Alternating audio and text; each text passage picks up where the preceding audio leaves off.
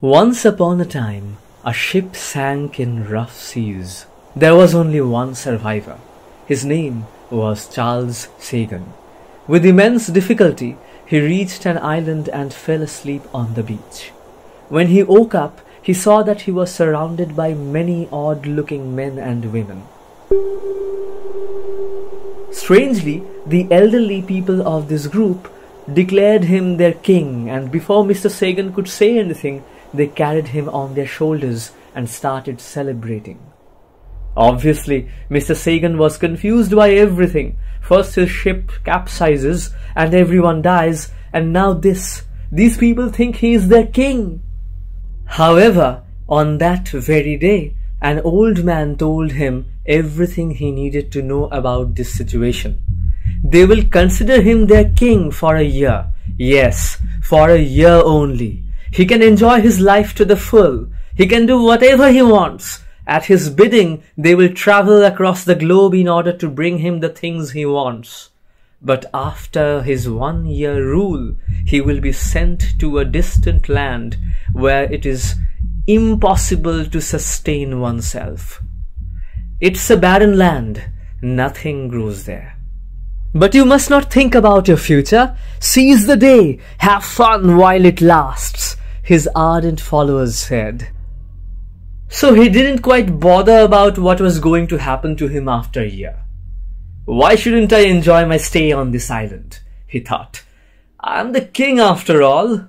But after a week or two, he became a little worried about his impending doom.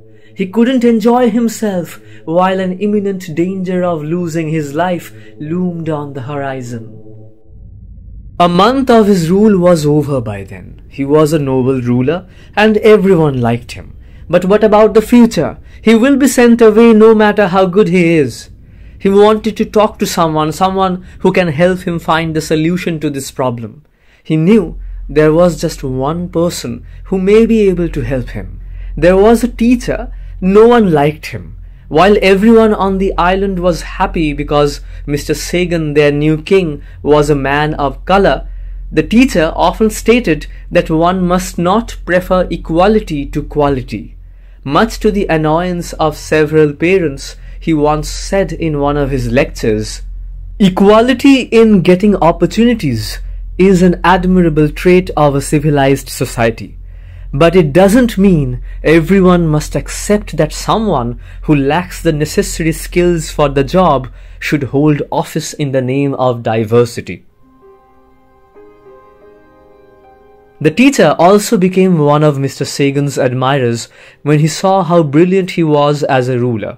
So when Mr. Sagan visited him, he was warmly welcomed by the teacher. He listened to everything his new king had to say. He saw that Mr. Sagan had a worried look on his face. This was something new to the teacher for two reasons. First of all, a king wanted to speak to him. This has never happened before. Secondly, for the first time, a king had thought of consulting a teacher. That's weird.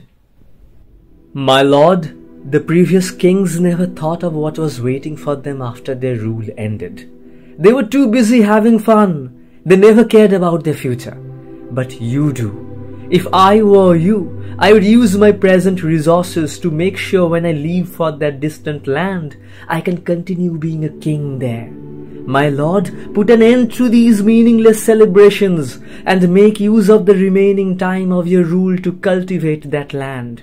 Send your people there. Try as hard as possible to produce food there. You have everything here. Make use of it before you have nothing left. My lord, it is a barren land, but it doesn't have to remain so. Mr. Sagan understood what he had to do. By the time his rule ended on the island, he had already developed a civilized society in that distant land.